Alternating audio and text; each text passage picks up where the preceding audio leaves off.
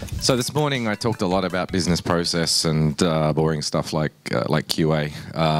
Now it's time to nerd out properly. I want to talk to you about an asset that you as miners may not have actually realized that you had, and it's the power of your proof of work. So, what is the miner pseudo identity? Okay, first things first. This is a concept which is, well, we've been developing it, but it's completely optional. This is something that doesn't contain any, doesn't require any consensus changes. Basically, a JSON document attached to a Coinbase transaction via op return as a data carrier. In fact, possibly multiple op returns. Some of you might know that standard transactions only allow for one op return, but if you're the miner, you can do whatever the hell you like. Okay. So this document includes a pseudonymous identity, much like a Bitcoin address, i.e. A public key and a signature. It's a signature of whatever data that you put into the document. Now, what this does is it enables a miner to publish information that is backed by their mining history. Okay, so that's an identity that backs whatever you're publishing that is expensive to create. An expensive to create identity has value, and I'll explain why. It enables you to publish information backed by your mining history, not only on-chain, but also off-chain. So the data that you publish in this document is obviously the on-chain bit. But if you've got a public key and a signature, sorry, a proven public key, proven by the fact that you've put the signature in there, you can use that public key off-chain in any way that you want to say, okay, here's a message from me, and I can prove that this message comes from the miner that mined this many of the last 1,000 blocks, or 10,000, whatever. So, it's communication backed by proof of work without needing to reveal your identity. When we say pseudonymous in Bitcoin, we don't mean anonymous, and in fact the pseudonymy is optional. I could publish one of my private, sorry, not one of my private keys. I could publish the Bitcoin address that I'm holding some of my Bitcoins in on this board, and you would all now know that those particular Bitcoins are mine. And you can sit there on a block explorer and watch what I do with them in the future, or I can choose not to. And you might know that those coins are there, but you won't know that they're mine. Now, probably more important from a miner's point of view, this is a concept that can be implemented by pools on a per miner or on a per pool basis. Okay, and I'll explain that in a little more detail in a moment. Now, this is important to note. Miner pseudo identity has always existed. Your pseudonymous identity exists in several forms. A Coinbase string, for example. The Coinbase or CoinGeek, for example, uses the string CoinGeek, and that's why we can see these pie charts of hash power that show who's mining what. Coinbase payout address. If you're trying to mask your hash, then by not including a Coinbase string, then you can still get tracked by Coinbase payout addresses. A lot of miners use the same one all the time. A lot of them just rotate a small pool, or they send a few to one wallet, a few to another. I'm not sure if there are any out there that are just rotating them constantly. And another way that you can be tracked is originating IP for blocks. So if you want to build a tool that sits there and monitors everything that's going on the Bitcoin network, you can probabilistically guess which nodes are coming, producing the blocks by looking at which ones you see them from first. However, conflating concerns. This is an architect's nightmare. It makes every mechanism less than ideal. Coinbase string is forgeable. Anyone they want can produce a block that's got CoinGeek.com written in the Coinbase string. Also, the amount of data that you can fit is into a Coinbase transaction is limited to less than 100 bytes. Coinbase payout address. This assumes that the miner is only going to pay themselves. Now, that's not always the case for pools. This practice began in 2011, I think. One of my best friends, Luke Jr., implemented the ability for his Eligius pool to pay out miners in his pool directly in the Coinbase strings. So if you looked at those transactions, they actually had hundreds of payout addresses. And if you are doing a sensible thing and rotating your payout addresses, then it becomes cumbersome because you actually end up with a whole bunch of different identities which you've somehow got to merge if you want to take advantage of the identity that you've built. Originating IP for blocks, as I said before, you have to build some kind of monitoring tool to do the constant monitoring. It's a tool that has to connect to a lot of servers all at once, a lot of Bitcoin nodes all at once, so it needs to be well engineered, and also the history is not recoverable. You can only really see, blocks that are coming out whilst your monitoring tool's turned on. So, why would I want to use a miner identity? Okay, it is an identity that's expensive to create, as I mentioned. Expensive because it requires the mining of blocks, but because it's expensive, it carries the weight of a reputation. You've invested in this identity.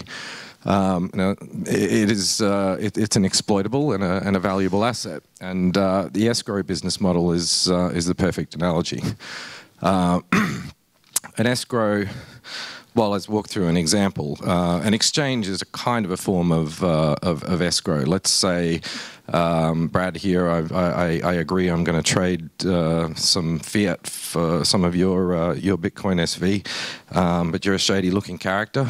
I'm not willing to trust you, so we appoint an escrow who is a third party. I give him the BSV, the fiat, Brad gives him the BSV, and once he's got both, he switches them around and gives them to us. Now, why the hell did I trust the escrow when I wasn't willing to trust Brad? That's because the escrow's business model, they take a little fee, and the only reason that we trust them is because they put their own reputation and their own business on the line. If trust in the escrow is their key asset, we know that they would be insane to destroy that key asset by a single violation, and that's all it takes for an escrow. Once they break the rules once, no one's ever going to use them again.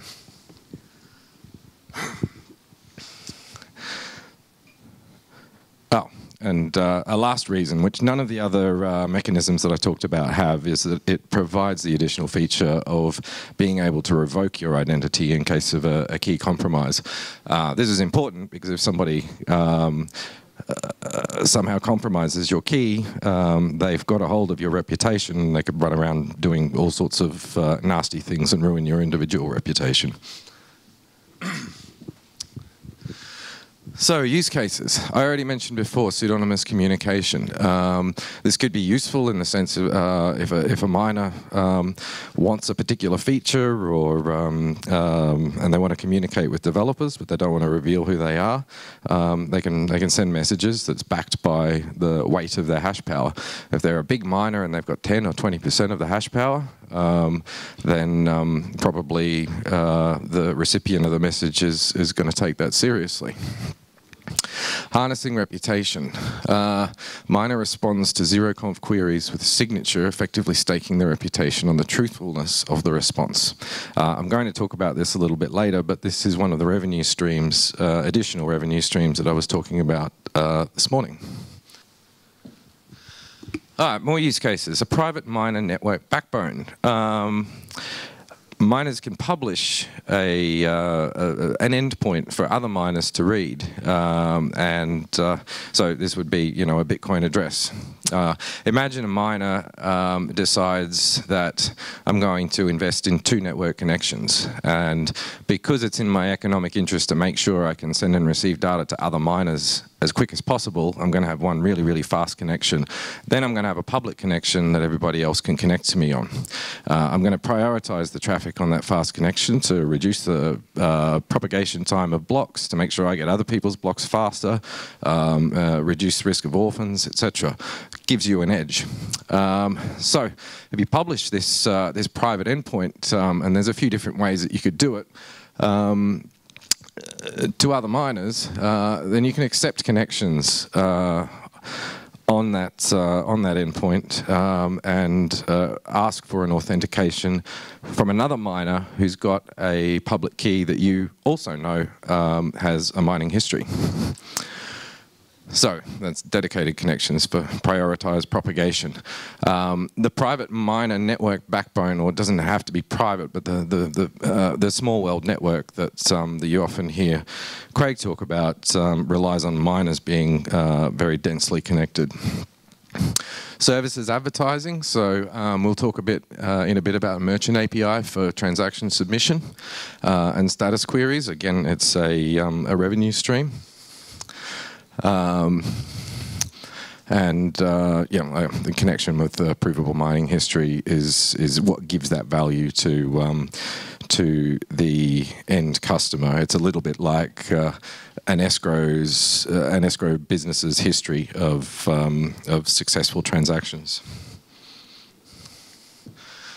So how can you use it? Well, the tools for the creation of these JSON documents are external to mining pool software, right? We've already written some of them. In fact, very minimal changes are required to the pool software. It's only a single API call. Basically, your pool software gets a block template from a Bitcoin node. It's got a partially constructed Coinbase transaction already in it. You then send that Coinbase transaction off to the API, and it just makes a little tweak for you, adds the op return data, sends it back, and then you carry on doing whatever you were doing in your mining pool software. So it's a code change on the pool that, in theory, could be achieved with just a few lines of code. It's very non-disruptive. We will be releasing the first workings of these tools early in the new year.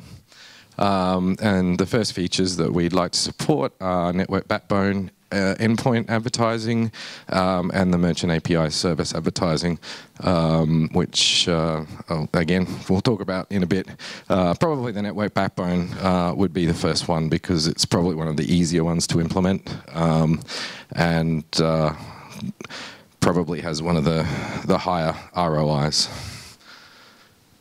So I'm going to move into secure instant transactions, and I'm probably going to skip through this part a little quicker than I had originally planned because I forgot that I'm talking about this subject in a couple of days at the CoinGeek conference. So if you want this one in more detail, then I recommend that you watch that one.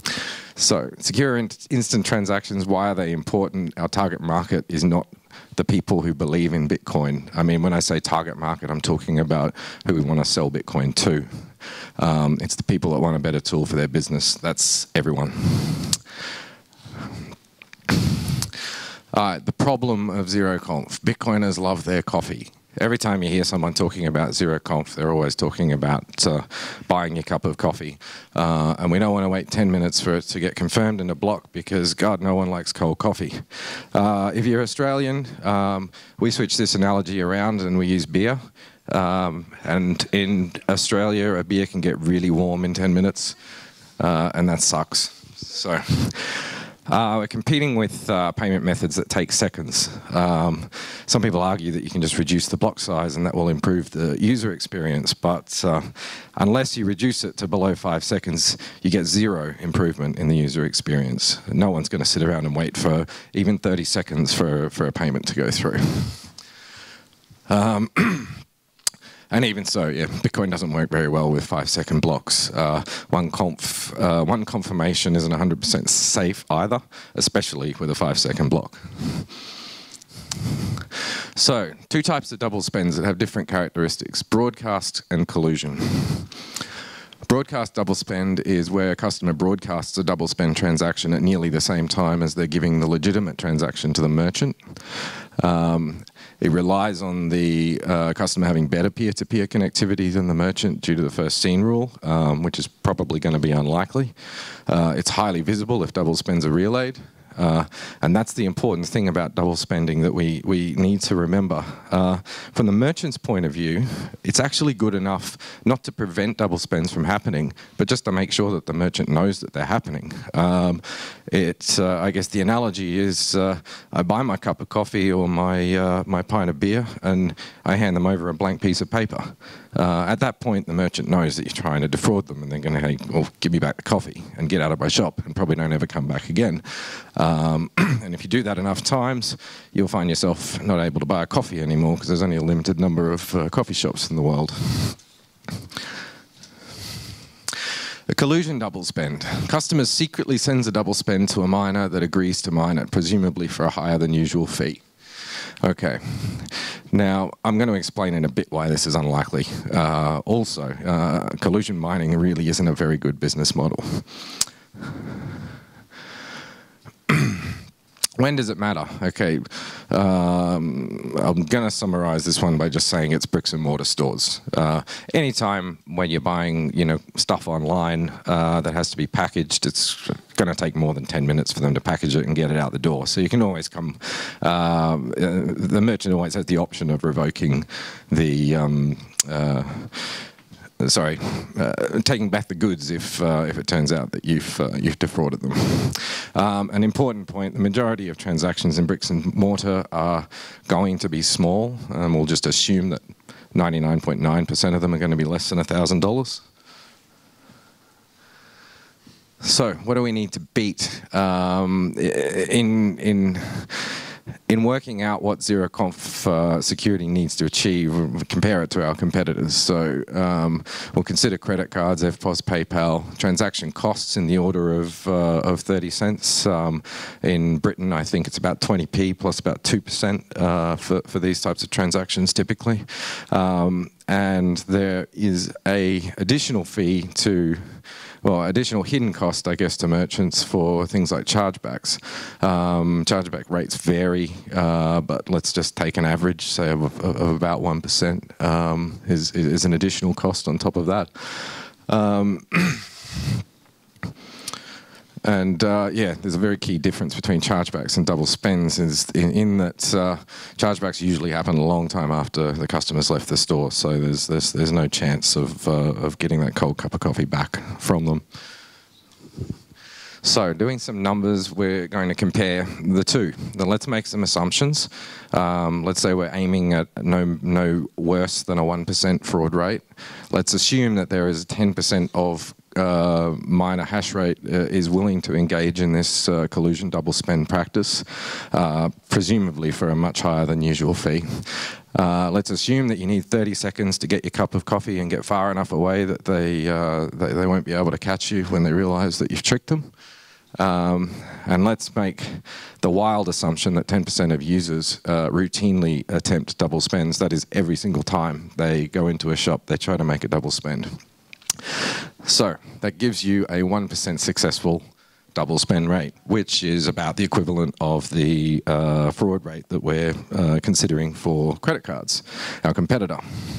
Yes, now it's interesting to remind yourself that Bitcoin blocks are not mined every 10 minutes. They're mined on average every 10 minutes. And if you look at the distribution, it's about 55% are mined within 30 seconds.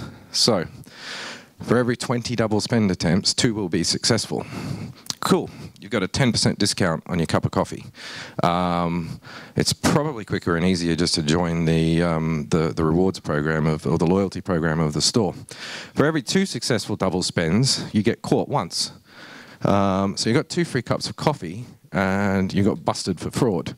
At best, maybe you got banned from coming to the shop, and as I said, sooner or later you're going to run out of coffee shops. Is it really feasible that 10% of the population would routinely engage in such risky behavior? Now, this is the naive approach because there are additional tricks that you could use. You could delay the sending of the double spend to the miner, which will diminish the chance of it getting confirmed, etc. But it sort of illustrates the picture that you need to make some fairly crazy assumptions in order to even approach the fraud rates that are common on Visa and MasterCard. Additional collusion mining really isn't good business. Unless the collusion miner is the majority, they risk losing income to orphan blocks.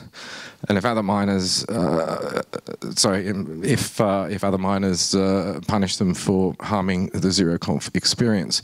It's been my observation, I could be wrong about this, but it appears that miners, whilst they do have a short-term revenue motive, because we see behavior like switching from one chain to another as profitability switches around, they do tend to be long-term thinkers. And I think if zeroconf transactions are a key pillar of what makes Bitcoin a valuable payment tool, and what encourages payment volume, which is essentially what pays the miners, that probably they would take the long-term, the long view on this and say, well, anti-zeroconf behavior is not good for my revenues long-term. So, will miners engage in sanctioning behavior like this? I'm not sure. I don't know if it's been tested yet, but it seems like a pretty reasonable proposition. So, my last point here is, yes, likely even if you do get away with your double spend, they might remember your face.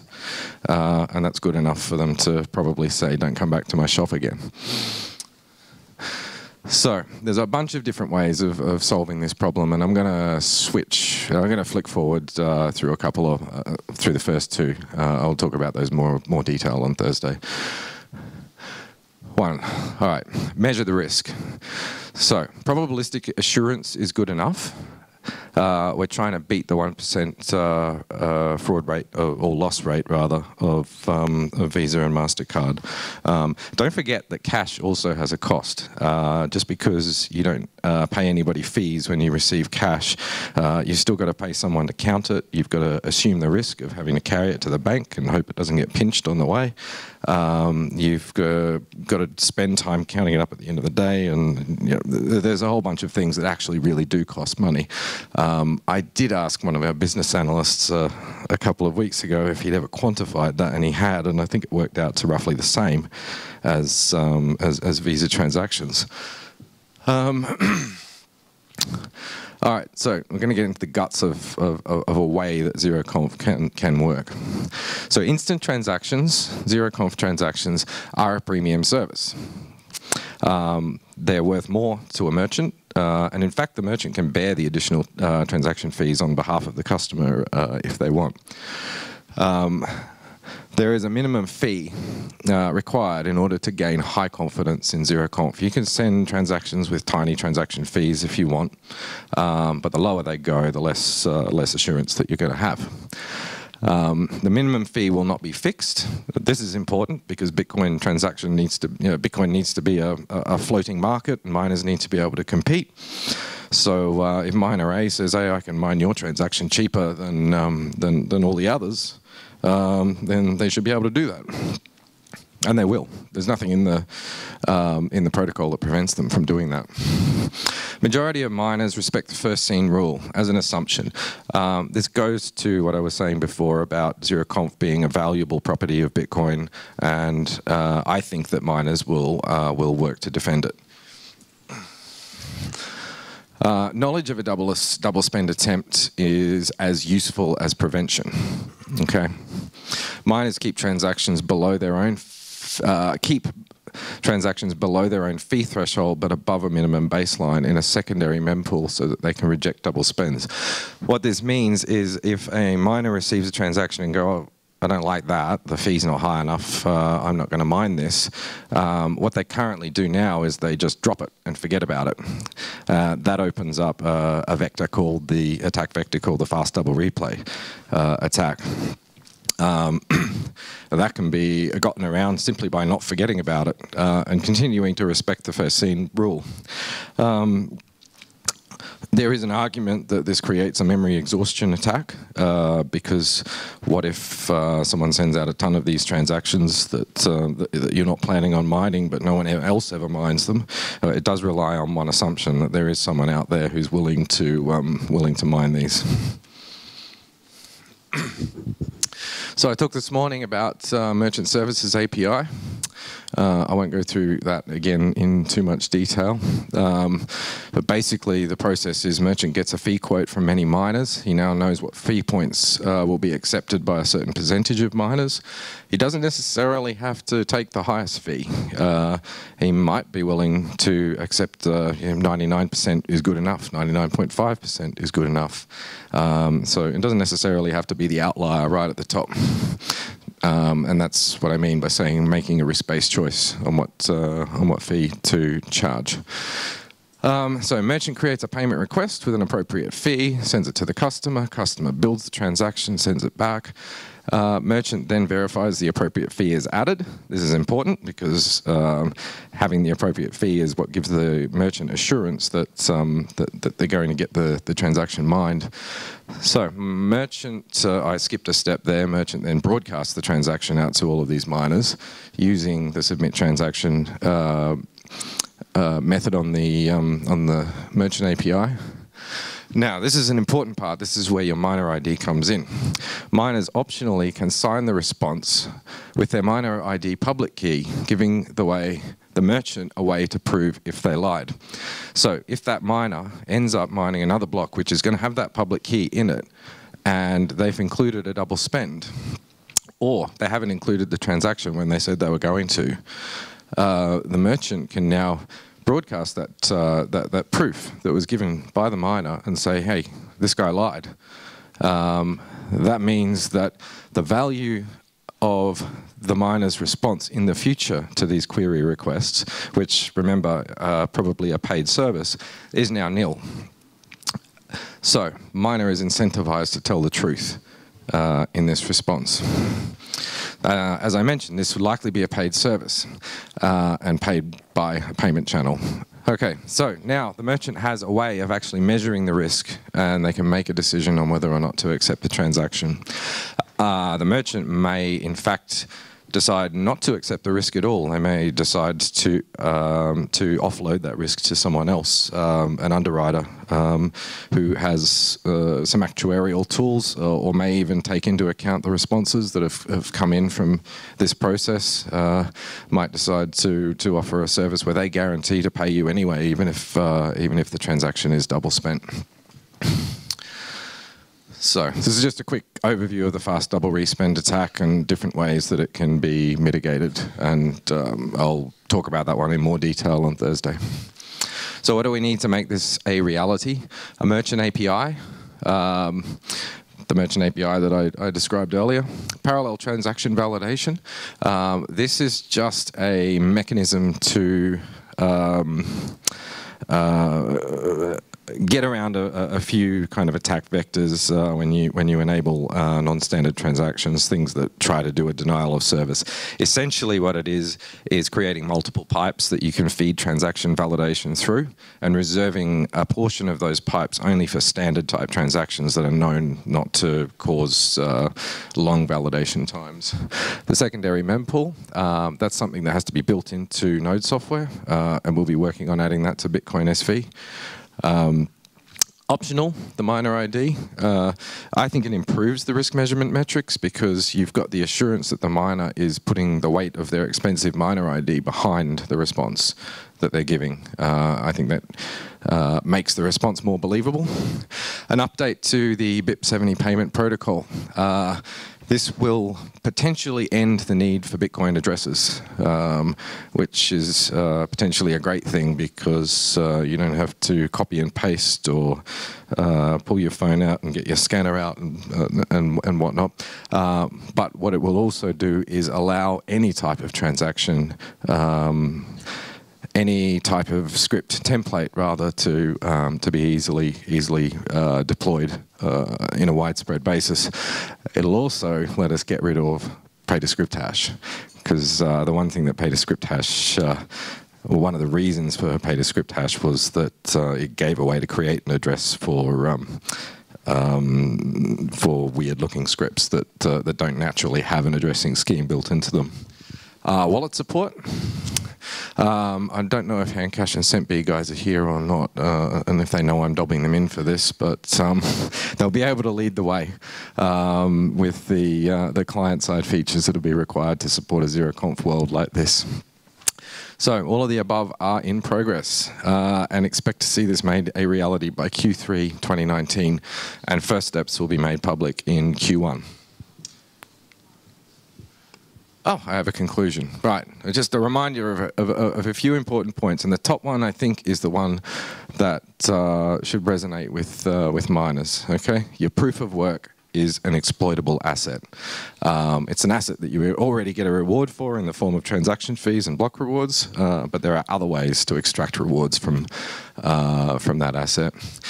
Instant transactions can be safe without consensus changes. Don't tell anybody over at the other side about that.